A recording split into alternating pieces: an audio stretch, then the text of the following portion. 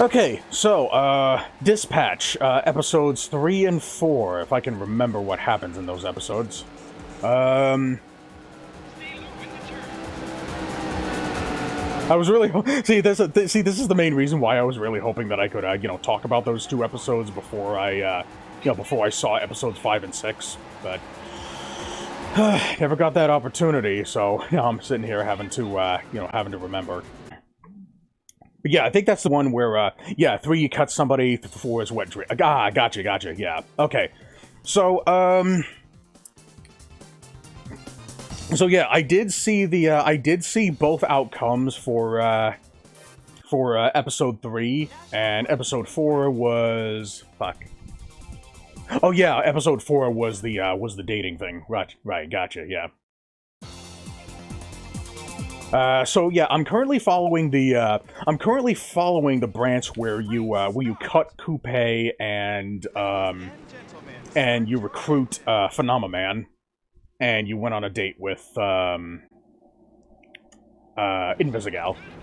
And yeah, so far I think that was the episode where I actually started taking a closer look at the way that you play the dispatch stuff.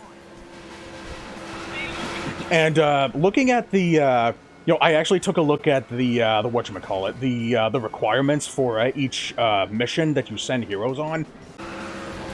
And I do like that you actually have to use I guess the vague hints of the requirements to determine which superheroes would be best for which missions. Regardless of which choices you make, I think the same storyline beats pretty much remain similar the whole way through. But to be honest with you, I honestly kind of found myself growing to like Sonar a lot more than I thought that I was going to. And no, it has nothing to do with Moist Critical, I promise. It's more so because he seems like he actually wants to change for the better. And I think Hoop just saw this as just an opportunity to I guess get more money. Yeah, Sonar's the GOAT. Yeah, I guess. Yeah, but my number one character still goes to Trackstar. But Sonar is pretty up there too. Even though he doesn't really have a lot of screen time, he doesn't really get a lot of dialogue. I think Punch Up gets more screen time than him. Even though he was in the he was in the bathroom taking sugar powder.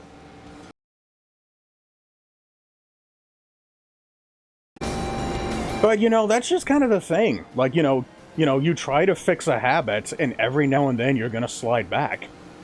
All you can do is just own up to it and do better next time. But yeah, eventually you are gonna have to make a change. But, even then, point being, he doesn't really seem like a bad person. Not to mention that his criminal record doesn't really, mention anything about, murdering anybody.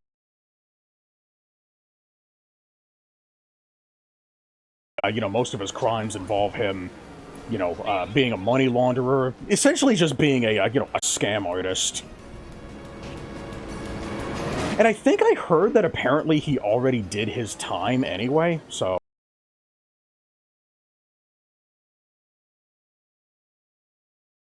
And I think he ended up, getting pulled into, into the Phoenix program by Malevola. I don't think it was something that he wanted to do.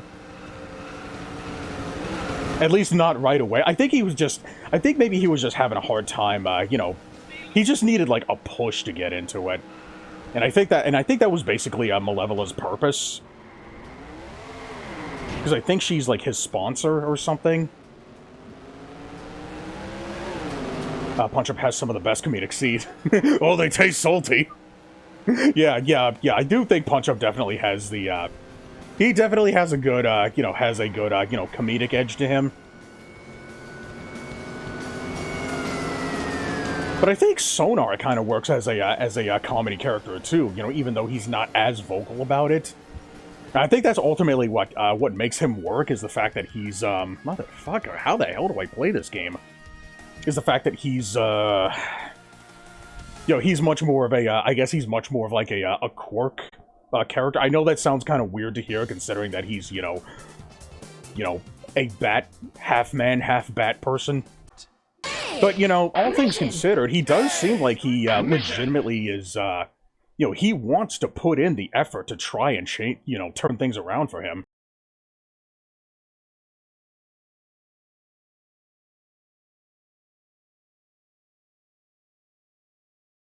Not to mention that that during the dispatch minigame itself, Sonar is pretty much like your only intellect character.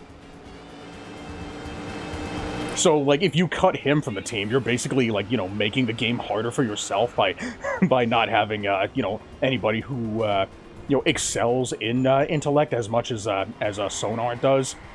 I guess Prism comes close, maybe? Yeah, yeah. Yeah, his name being Victor works so well. Because I'm a fucking winner.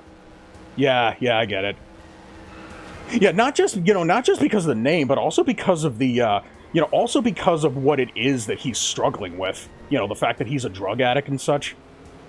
The whole winners don't do drugs thing that you see in arcades. At least in the U.S. I don't think it had that in like, Europe or Japan or anything. I think it was just a U.S. thing where the attract modes in arcade games would have that fucking FBI logo pop up. So it actually makes sense in more ways than one. Now that I think about it, it didn't really seem like a whole lot happened in episode 4. I remember a lot more about episode 3 because that was the one where it actually made a big deal about a very important decision that you were going to have to make near the end of the episode that affected how the rest of the game played out.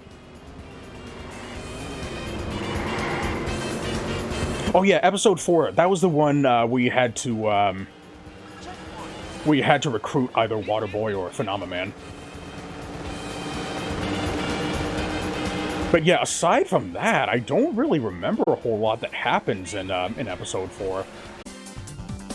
Which interaction with Phenomenon did you get? Are you talking about in episode 4? I know that you, like, when you recruit Phenomenon, you have a lot of interactions with Phenomenon. In the parking lot. Ah, okay, yeah. Yeah, the one that I saw was the one where Robert just flat out told Phenomenon the truth. Where he said that he was the one who kissed Blonde Blazer. And that basically, it basically put Phenomenon at ease that Robert had anything to do with their breakup. So I'm really curious to see where that takes her. If that even really makes that big of a difference, like in the grand scheme of things. Did he have to pick you up? Well, you gotta remember, Phenomenon isn't a human. He just looks like a human. He's actually from like a different planet altogether. Like he's basically kind of like a discount Omni-Man or Superman, I guess. That's part of the main reason why he talks like that. Why he constantly talks like a like an on-screen happy-go-lucky businessman. It's because he actually is an alien. But yeah, even though he didn't have to, it's just kind of something that he felt like was the appropriate thing to do, because he's still learning about how the human I guess what's considered common sense on planet Earth. So you gotta understand. That's kind of why he did that. He just thought that was just a sign of universal gratitude.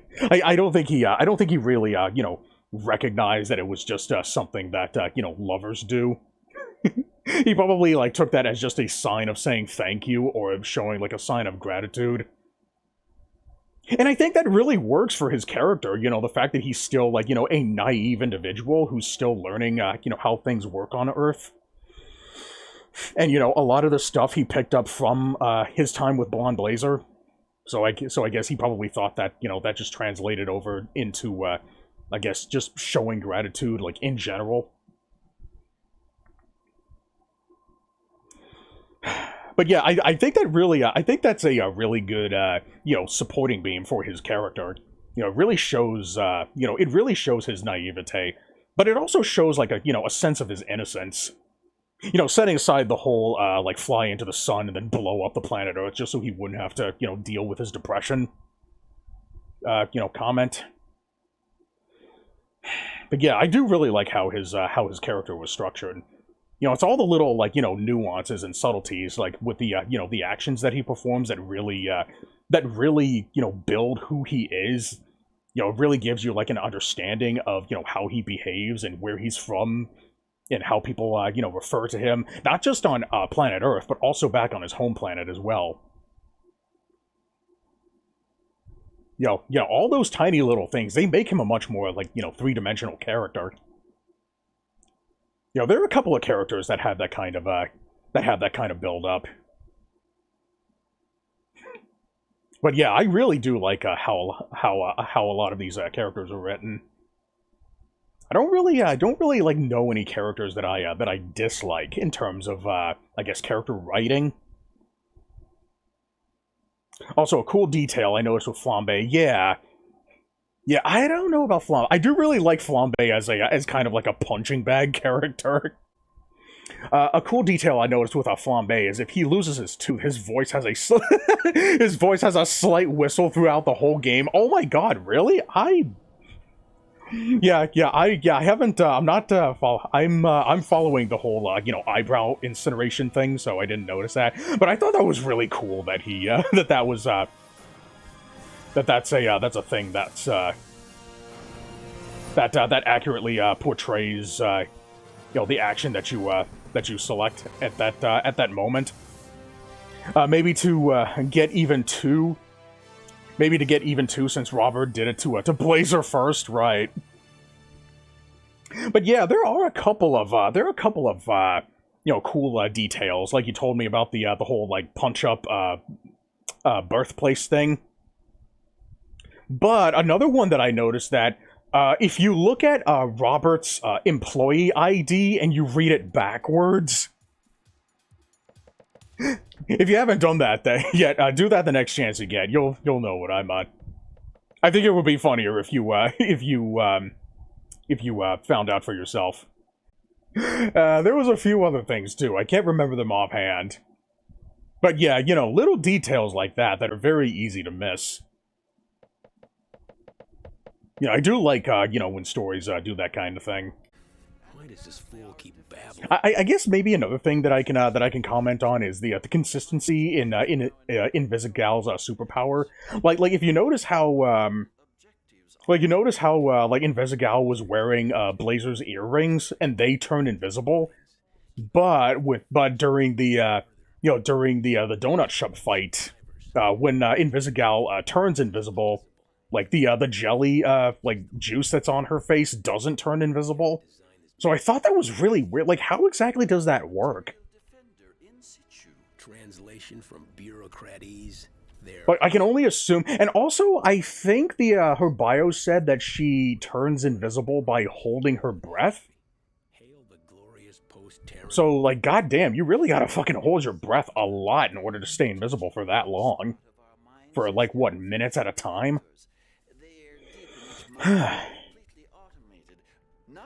And then add that on top of her actually, you know, running around doing shit. Like, how the hell is she able to do all of that while, you know, she's able to move her body like that? You know, while staying invisible? Like, maybe I misread something. Like, maybe she has to hold her breath in order to trigger the invisibility thing. But then after that, she can just, like, I guess, become visible, like, at will? I don't know. Something tells me that either I missed something, I overlooked something, or maybe the show will, like, I guess, like, explain it later. Aaron Paul, one of the lead devs, owns an alcohol brand that is mentioned throughout the game. Oh yeah, I think I saw that.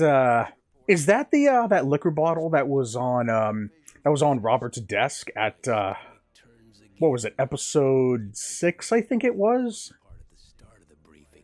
Of course, to PTMC. Also, oh yeah, smoking with asthma, yeah.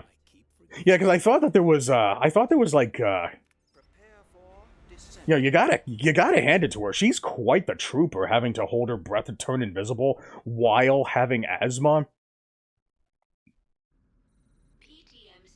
Like, goddamn, she's sure giving her lungs a fucking workout. Also, a cool theory is that Invisigal was the one. Yeah, that's what I was thinking. Yeah, you know, based on what I'm seeing on the what's going on in the story so far, it seems like she actually seems to have a bit of history with the what's the team called? The Red Cobra? No, the Red Ring, right? It seems like she has a bit of history with those guys. You know, the fact that in episode 5, you know, one of the goons was you know, seemed to have known her. And then I think in episode 6 that she said that she was like catching up with old friends in a way.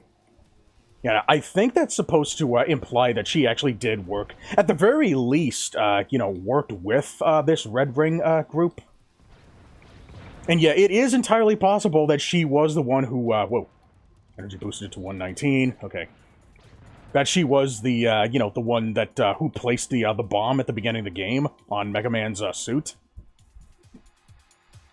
Even Toxic makes a comment, says, "Get out of there, babe." Yeah, as you're taking off. Yeah, which could imply that he could have been, you know, realistically referring to anybody, whether it be Robert or, you know, Invisigal, or just anybody, because you never actually see the bomb being placed at all.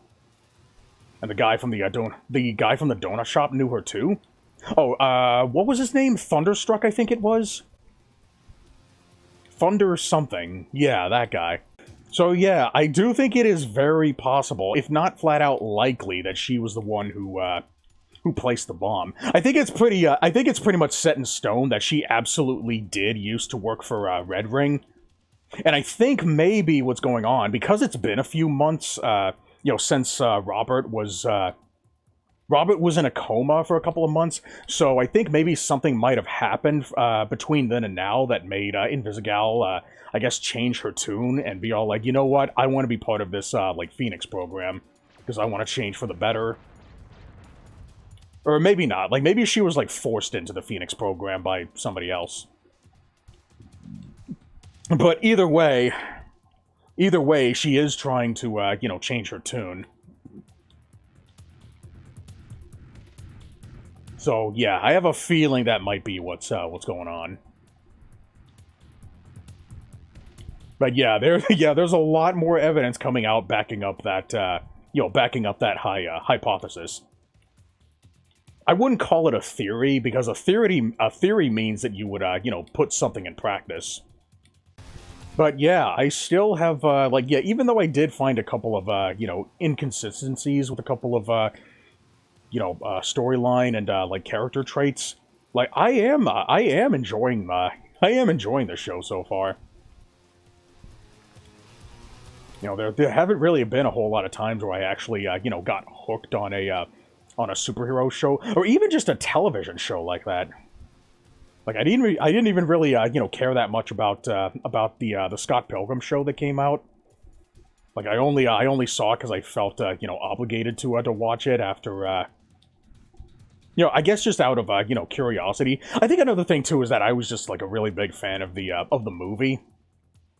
So I really wanted to see this, this new, you know, spin on the show, only to get fucking bait and switched into a fucking what-if story. The small references to other Telltale games. Yeah, like the, yeah, I think there was, I did see a few references, like, indirect references to The Wolf Among Us. Like apparently there was, like, some movie called Aliens Among Us, or The Wolf Inside Us. I'm not sure if there were, like, any references to any other games. I think it was just The Wolf Among Us that I saw references to. Walking Dead. Yeah, I don't remember seeing any Walking Dead references, honestly. I know that, which is surprising considering that Walking Dead was probably supposed to be like their most popular franchise.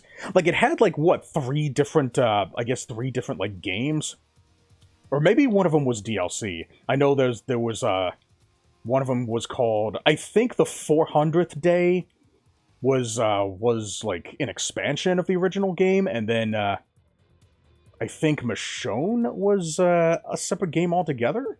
Or maybe it was all just one game. I don't know. All I know is that there was a ton of Walking Dead from Telltale.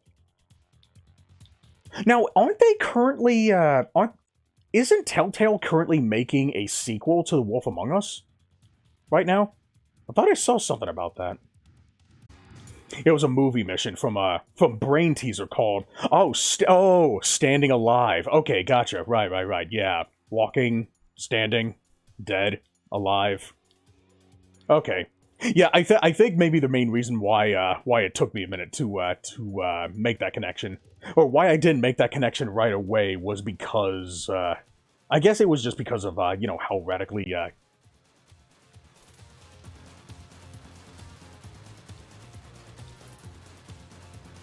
I don't know, actually. Is being rewritten, and the devs don't even know at this point what Telltale wants? Really? Okay, so that might be why it's taken so long. I'm sure it's been delayed a couple of times already. Hell, that's maybe why, that's probably why some of the old, the guys making Dispatch broke away from the team. Because they wanted, I guess more creative freedom, which is definitely a respectable, thing. Yeah, I think that's how a lot of indie game devs, get their start. That's how Yacht Games started. They were primarily, they used to be WayForward employees. Hell, DreamWorks actually, when DreamWorks first got started, it was almost exclusively former Pixar employees. I don't remember if it was Pixar or Disney, one of those two. But either way, point being, it usually goes well for them. Of course, it doesn't, stay well in a lot of cases. I mean, look at what, DreamWorks has turned into lately. Motherfucker. So far, I'm all for a second season for Dispatch. I think maybe we should all hold off for whether or not a second season of Dispatch is even warranted.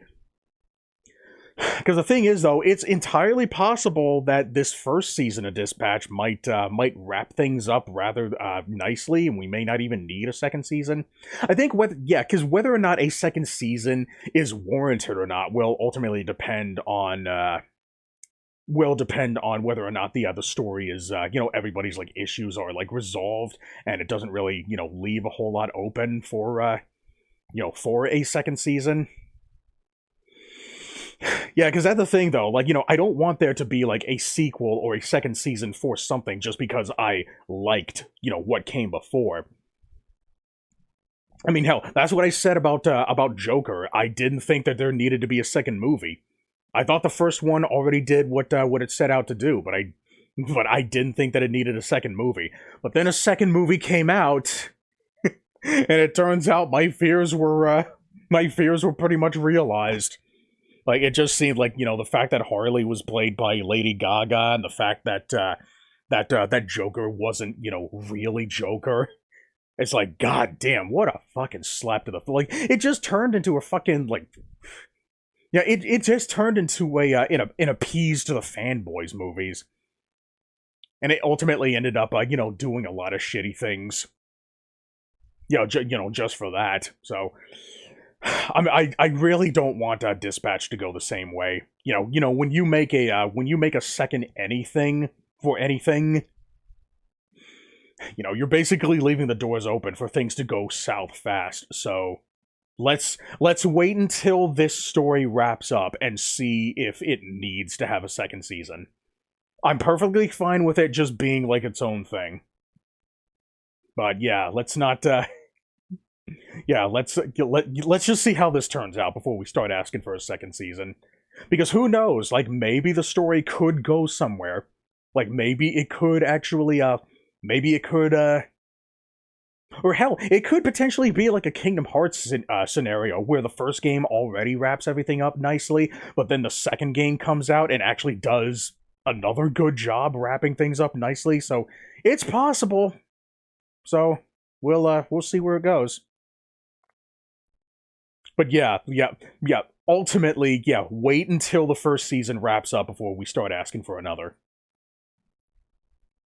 It's not me wanting the same story again. No. It's not about like having the same story again. It's more so about the potential for like the new story, whether it's the same or not. Either like, because you got to remember, The Incredibles 2 also kind of like told the same story again, but in order to do that, it had to undo a lot of the stuff that the first movie had wrapped up. Yeah, and it ended up, turning out for the worse because of it. Let's see, like Walking Dead, I want to explore the other characters' story. Oh, okay, so so you want more of like a like an in canon, I guess, like a side thing where like other characters, like the story is basically being told, like the same story is being told from the perspective of other characters. Okay, that would seem like a pretty cool idea. Kind of like a Shovel Knight Showdown kind of thing. Now, don't the comics also kind of do that with the other characters? I haven't read any of it. I only saw like a few panels, like the one where Flambe hits Waterboy in a car, which explains why he's soaking wet before he comes into what's it called, SDL, I think it was. And the whole backstory between well, not just the backstory. I mean, like, the whole, like, side thing about Sonar and Malevola, getting the Flyer to, join the Phoenix program. Okay, yeah, that would be a pretty cool thing. But yeah, I think that would definitely be a much safer bet. And I would like for those stories to be told by the same storyline writers, because if you hand it off to somebody else, there's a chance that the new storyline writers could end up overlooking a lot of stuff that was pre-established. Especially a lot of the nuances that were pre-established in the games. The comics show mostly off-screen events before and during, oh yeah, Blazer, yeah, Blazer's breakup. Yeah, that one I only saw like a brief hint of that thing. But yeah, I would like to see. I guess like maybe. I think maybe something like that could probably be maybe DLC for Dispatch. Something that you don't necessarily need to see, but it's like kind of like a, a neat little extra for, fans of the franchise.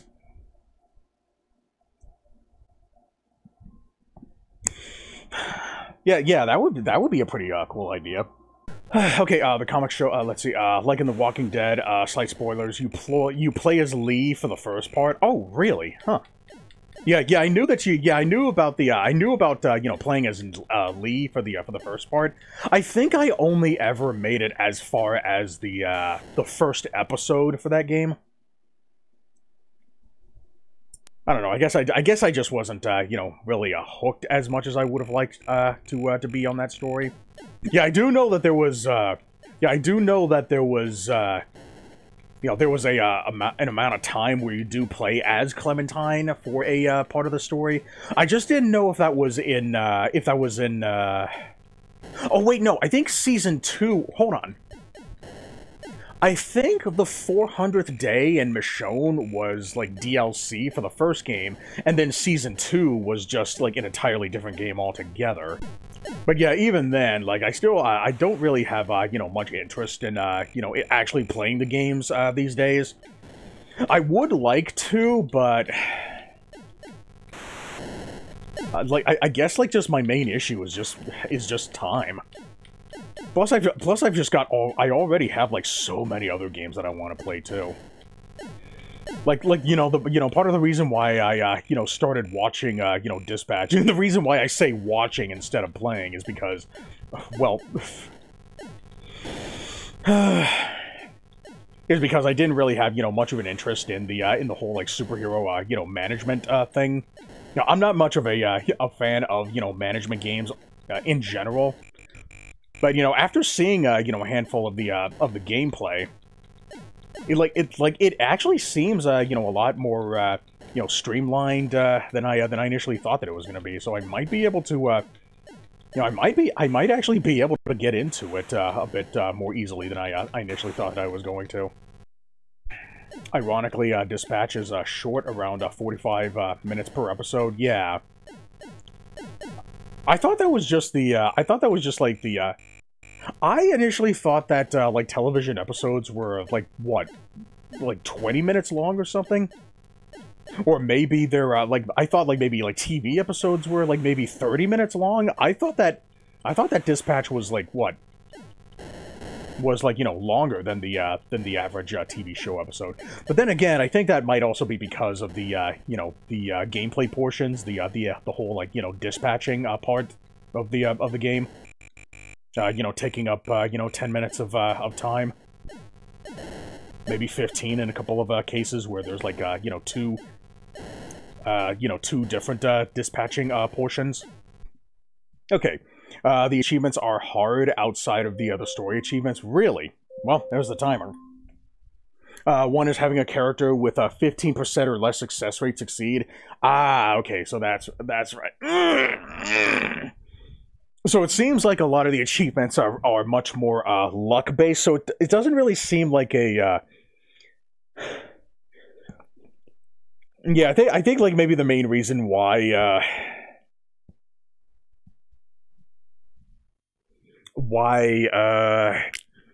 the achievements may seem hard is because there's not really a whole lot of challenge behind it. Like there doesn't really seem to be like any skill involved in an achievement like that. All it is just like...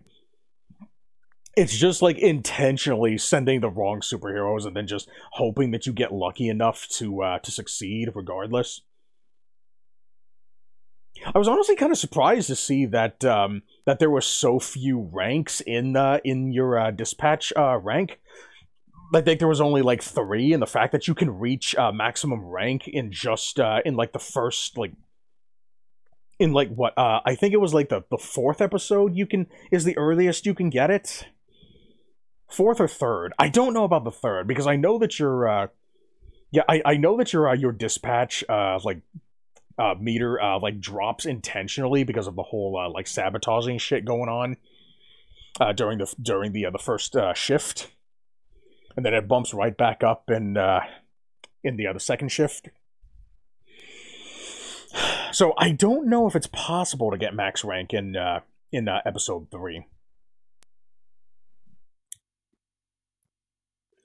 Yeah, it took me 4 hours, no joke. Mostly cutscene, right? Yeah, and the fact that you have to sit through, all those damn cutscenes, just so you can try again. Like it's basically just, yeah. I'm not really a big fan of achievements like that, where you basically have to rely a lot on just getting lucky. It's like, like there's no challenge there. It's basically just like, it's basically the equivalent to just like, endlessly pulling a slot machine lever, hoping that you get 7s. Like it's really no different. Like you don't really have to do anything. You're not really like accomplishing anything. Like it's basically just like a just press a button and hope for the best. Most achievements are skill, like the hacking time. Oh yeah, the hack. Okay. All right. Well, that's good to hear. That most of them are skill based. Okay. But yeah. I see a lot of gameplay videos that seem to really struggle with the hacking achievements, and I'm like, they really don't look that hard. Like, I just don't know if I have, better observational skills, or I'm able to, remember passwords like that more easily.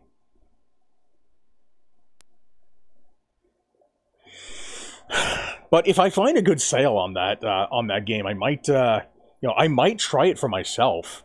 Because yeah, I've noticed as the game progresses, yeah, the hacking minigames seem to be getting a little harder as you progress.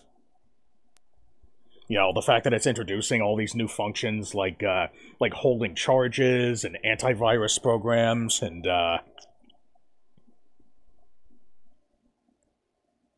what the fuck? What else was there? Oh yeah, the I guess the whole whatchamacallit, the whole like wavelength thing. We have to find the right you have to find the right node that matches up with the wavelength that you need to like locate. But yeah, it honestly kind of looks like the kind of game that I'd be able to like get into easily. Ones like those, it's kind of the point, and if you know which characters to send. Right, yeah. Yeah, the fact that you also have to know which characters to send. Which is only made harder for the, because of the fact that, like, there's some heroes out there that are already, like, doing other jobs. Some of them might be resting, or Phenomenon might be depressed to do anything. So the fact that you're constantly having to replay the series, not just to hope that you get a good roll, but also you have to know, like, which jobs will spawn at which times. And just flat out, like, know which which heroes not to sund, specifically for the missions where you do need to get, those kinds of achievements. Like, yeah, it's kind of a, it's kind of a dance that you have to you have to memorize. The game is just $30, pretty good in this day and age, and I got it and DLC for $30. Wait, Dispatch has DLC? Or are you talking about a different game? But yeah, I think $30 is a fair price. Given the fact that the game doesn't really have a lot of, gameplay content. Like, it's pretty much like, it's just like, 80%, storyline choices and quick time events. I haven't really seen a whole lot of, like, instances that could, like, qualify as QuickTime events, because the videos that I'm watching have the QuickTime events turned off. The whole like toxic fight thing, and I'm assuming the bar fight might also have QuickTime events.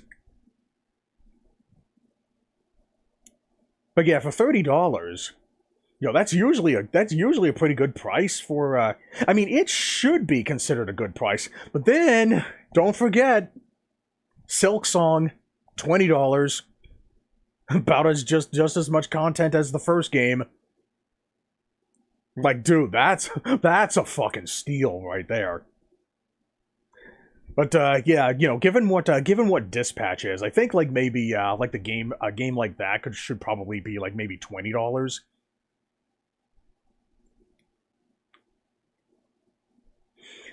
By the way, I'm not convinced by episode 6's cliffhanger. Oh yeah, episode 6's cliffhanger. I kinda am. Like, I kinda knew that it was gonna happen eventually.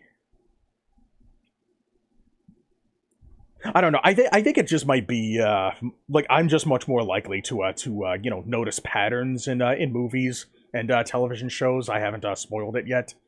I'm not gonna spoil it in case nobody's watched it yet. DLC was for the comics and the concept. Ah, okay, gotcha.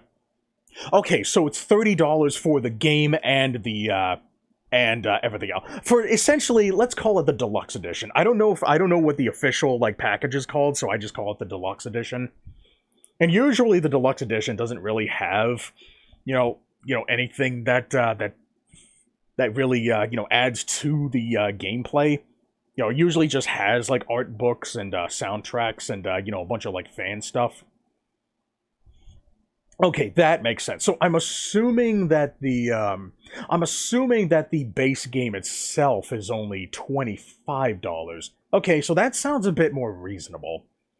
I still think that it should be maybe $20. Oh, I got it on... Oh, it was on sale. $30 for both. Okay, gotcha, yeah. Okay, I didn't know it was on sale. Huh. Alright. Well, you know, it is still a relatively new game, though, so I guess it makes sense that it would only be, like, maybe, like, what, 20% off, 10% off or something? So, yeah, maybe once the game gets a little older, like, maybe if it drops down to, I don't know. It'll probably drop to, like, maybe, like, $8 sometime down the line. Maybe I'll pick it up then. And it'll also be a good way to look back and I guess like maybe once the last two episodes come out, maybe I'll go back and watch the rest of the show from start to finish. That way I can have a much more I guess I could have like maybe a bird's eye view of the show, or maybe I can talk about the show as a whole from start to finish, you know, as the after the entire story has pretty much wrapped up, and then I can decide whether or not it was worth a wait. But yeah, so far I am enjoying the story a lot, especially the characters though. Oh, the game is okay. Oh wait. Okay, so the game is $30 in the DLC. Okay. Right. Gotcha. Okay, so you essentially got the DLC for free during this sale. I guess maybe that could be one way to put it. Okay, gotcha. I wouldn't complain if it wins Game of the Year. I kind of would though, because you got to remember. You know, I think, like, the bigger point of the game is the story and the characters and not necessarily, you know, the gameplay. I do greatly appreciate that the gameplay is, streamlined for a lot of people who may not be, fans of the genre. But, even then, I just don't want a game to be celebrated for, the thing other than what, games are known for. The gameplay. It just seems like these days gameplay has become a forgotten cornerstone of video games. It's like now everything else has become more important. Because everything is treated equally as important as each other. It basically just kind of puts gameplay into the the back corner. I mean, look at the reception to The Last of Us. Garbage puzzles, clunky swimming controls, questionable AI design, and yet that game's hailed as a masterpiece because of its story. I really wish that the mainstream media would put importance, the importance that video games used to have on gameplay, back on gameplay. That might have come out wrong, but I'm sure you know what I mean. But yeah, I do think it should at the very least be like a contender for like best story, I guess. I'm sure it'll probably be nominated like alongside Expedition 33. I still have a feeling that Expedition 33 is going to be the one winning Game of the Year. I did see the list of games that were nominated for the Golden Joystick Awards Game of the Year, but I haven't seen. I don't think the Game Awards released their nominees list yet. But even then, like I don't even really watch Game Awards for the awards anyway. I don't think anybody should. But there's still a lot of people out there who put, a lot of importance on those awards, even though the awards always go to, like, the worst fucking games. Like, remember that time when I fucking lost my shit when The Last of Us Part 2 won Game of the Year that one year? I think it was, like, back in 2020, I think it was. Yeah, that basically set it in stone, that... It's like, what awards? Yeah, the story's good, better than Invincible. Yeah, I haven't seen any Invincible stuff. I did just recently see the gameplay trailer for two of the new characters that were announced for the Invincible Versus. I don't remember who they were though. But based on what I saw, it looks like it's going to take inspiration from Battle for the Grid, I want to say. Either Battle for the Grid or MVC3. Yeah, because I noticed that, I noticed the, the air combos that seem to be a bit of a focal point. So I guess maybe depending on the controls, I might be able to get into that one. Haven't seen a whole lot of that Avatar Legends game, though, but that's another thing. Yeah, the Monster Girl and Robot. Yeah, gotcha, yeah. Yeah, that's the one that I saw. But I'll wait for more information to come out for that game before I, decide to pirate it. I mean, buy it from eBay. Yeah. Again, it would be cool to see an indie game winning. Yeah, we don't get to see a whole lot of indie games. Like, every now and then, like, we do see an indie game being nominated for Game of the Year. Like, I do distinctly remember Balatro being nominated for last year.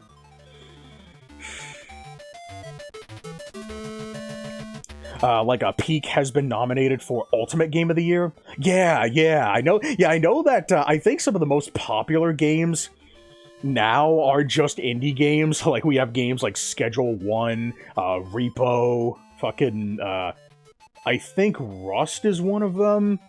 Peak, like you said. I don't remember what number 1 was. But yeah, it's almost entirely, indie games that are getting popular.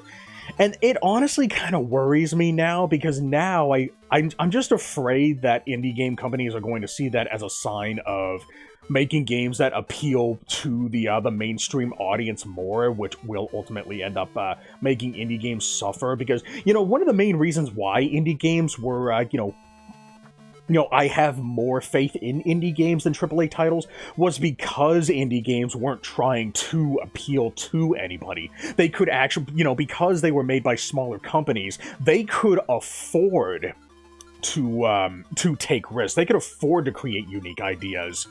They weren't necessarily, they didn't have to worry about making something that was, that had like $1 billion budget for the sake of, paying like, 500 fucking employees.